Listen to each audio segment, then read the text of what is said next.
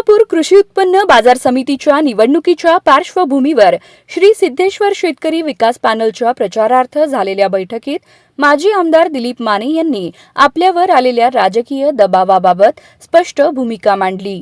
बलाढ्य नेत्यांनी मला एकटे पाडण्याचा प्रयत्न केला, पण आमदार सचिन कल्याण शेट्टी यांनी सर्वांना सोबत घेत आघाडी तयार केली, असं ते म्हणाले।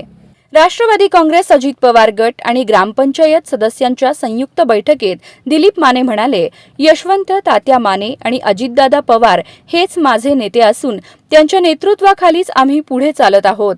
या बैठकीत एक महत्त्वाची घोषणा करत माजी आमदार यशवंत माने यांनी सांगितले, विधानसभा निवडणुकीत दिलीप माने यांनी मला सहकार्य केले। आता बाजार समिती आणि पुढील सर्व निवडणुकीत आम्ही माने एकत्र राहणार।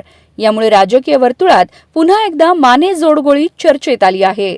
या बैठकीला माजी संचालक प्रकाश चोरेकर, राष्ट्रवादीचे सनील भोसले, गणेश नागोडे, थोरात, मंजूर शेख, उमेदवार अविनाश मार्तंडे यांच्यासह अनेक ग्रामपंचायत सदस्य आणि स्थानिक कार्यकर्ते उपस्थित होते।